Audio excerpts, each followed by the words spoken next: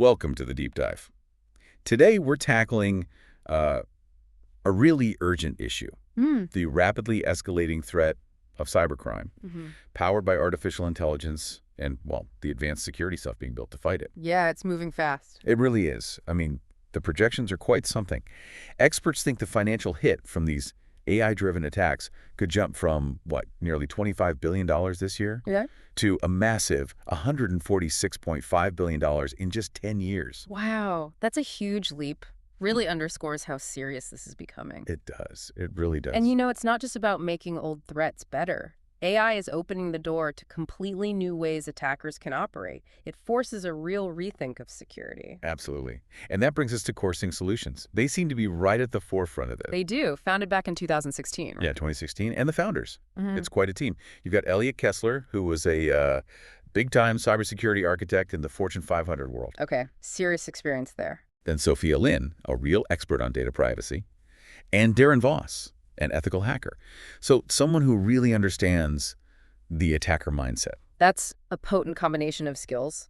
Ex-corporate security, privacy focus, and the hacker perspective. Exactly. And their whole mission, it seems, is using AI itself to build stronger, more adaptive defenses. AI fighting AI. Pretty much. So our goal today, for everyone listening, is to really understand how CoreSync is tackling these AI-enhanced threats with their solutions. Let's dig in. Let's do it. So the heart of their offering really seems to be the Sync Defend AI platform. Right. And what's key is how it's designed. It's meant to match the speed, the adaptability of these AI attacks with its own intelligence. Yeah, it's not just your old school antivirus. It uses machine learning, learning from data and behavioral analytics. So think of it like a security system for your network that doesn't just know the bad guys' faces, Okay. but learns your network's normal daily rhythm. If something weird happens, like strange traffic patterns or an app acting funny, It flags it. exactly, it flags it and can even step in to neutralize the threat in real time. And that real-time capability is just crucial now, especially with AI making things like phishing so much more effective. Oh, tell me about it. We've all seen bad phishing emails, but AI can craft really convincing targeted ones now. Yeah, the sources we looked at mentioned platforms like HackerGPT, apparently achieving a 40% success rate in getting past standard email security. 40%, that's almost half the time these things are slipping through. That's alarming. It really is, but Sync Defend AI apparently tackles it differently. How so? Well, it's not just scanning the email text for dodgy links or keywords.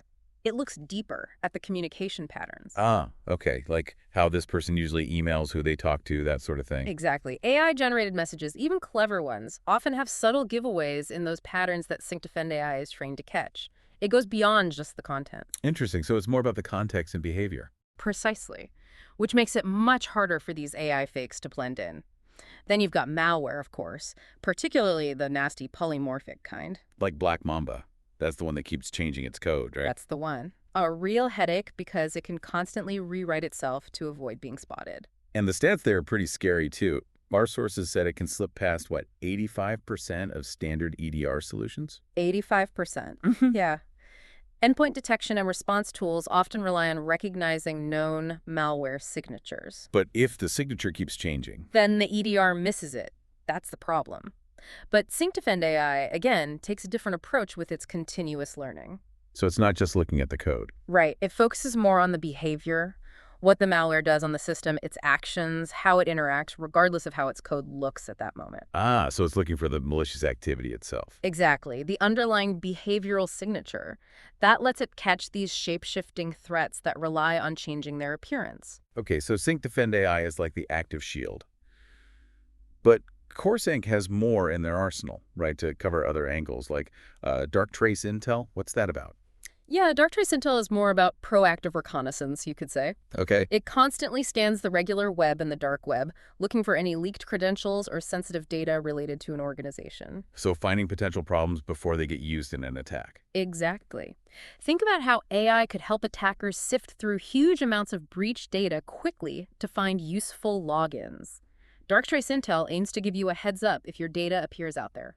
Early warning. Makes sense. Spot the leak before it becomes a flood. Then there's VaultSync. That sounds like it's focused squarely on data breaches. especially relevant with AI potentially making data theft easier or more targeted. Absolutely. I mean, the sources mentioned that alleged OmniGPT incident from February 2025. Right, the 34 million user conversations supposedly exposed. Yeah, and whether AI caused that breach or just made the data target more valuable, the risk to sensitive information is obvious. VaultSync tackles this with encrypted, zero-trust cloud storage. Zero trust. That means never trust, always verify, It's so right? much. Even if someone gets past the front door, they still need specific keys, specific authorization for every single room, every file cabinet inside. VaultSync adds automated backup and disaster recovery too. Okay, so layers of security for the data itself. Sophia Lin, the privacy expert founder, had a quote on this, didn't she? She did something like, data privacy is no longer optional in this new landscape of AI threats, and emphasizing their zero trust setup as critical. It really drives home how fundamental data protection is now. Hmm. Okay, what about nation-state threats? The sources mentioned Iranian APTs being responsible for a lot of AI misuse. Yeah, that's a serious angle. Nation states often have significant resources and skills. Definitely. And the fact that they're reportedly behind maybe 75% of AI misuse cases, it highlights the bigger geopolitical picture here. So that leads to needing even stronger protection, I guess, which is where the quantum lock suite comes in. Exactly. This is about post-quantum security. Preparing for the day when quantum computers might be powerful enough to break today's standard encryption. So future-proofing sensitive data. Precisely.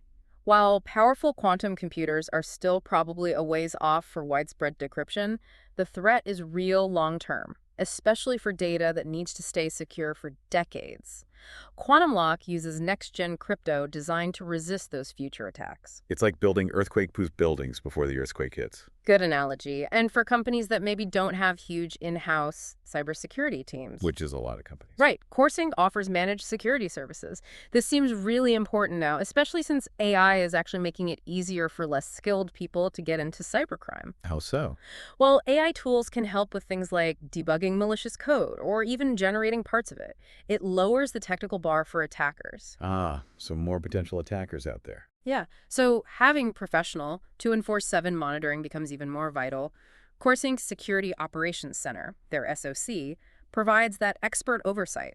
It can supplement an existing team or be the security team for smaller orgs. Okay, so we've looked at the different pieces. Sync Defend, Dark Trace, Vault Sync, Quantum Lock, the managed services. What ties it all together? What's the core CoreSync philosophy here? I think the key word is synchronization. Darren Voss, the ethical hacker founder, made a point about how a patchwork approach to security just doesn't cut it anymore. Especially against AI. Exactly. AI-driven attacks are great at finding the gaps, the inconsistencies between different security tools. CoreSync's whole thing is about making sure everything works together, synchronized across the network, across devices. So it's not just having good locks on the doors and windows. It's having them all connected to a central system that works intelligently. That's a good way to put it. An integrated ecosystem where the tools talk to each other, share intelligence, and respond in a coordinated way. It counters that intelligent, adaptive adversary. And that leads to their idea of predictive security, right? Not just reacting, but anticipating. Yeah, that's the goal. Using AI defensively, not just to block ongoing attacks, but to actually anticipate emerging threats based on patterns and intelligence, and ideally stop them before they even launch. It's a shift from being purely reactive. So for you listening, the big takeaway here seems to be that, well, as the attacks get smarter with AI, our defenses have to get smarter too. Old methods might not be enough anymore. That's the crux of it. You need security that can learn and adapt just as fast as the threats. And CoreSync is positioning itself right there, using AI itself to build these more autonomous, comprehensive, and crucially synchronized defenses. Right, which brings us back to their tagline. Securing the future, one sync at a time. Yeah, that actually makes a lot more sense now. It really captures that whole synchronized, forward-looking approach. It does. It sums up that idea of integrated protection for this new era of AI threats. Okay, so as we wrap up this deep dive, maybe a final thought to leave everyone with. We're seeing incredibly fast progress in AI, both for attacking and defending. Yeah.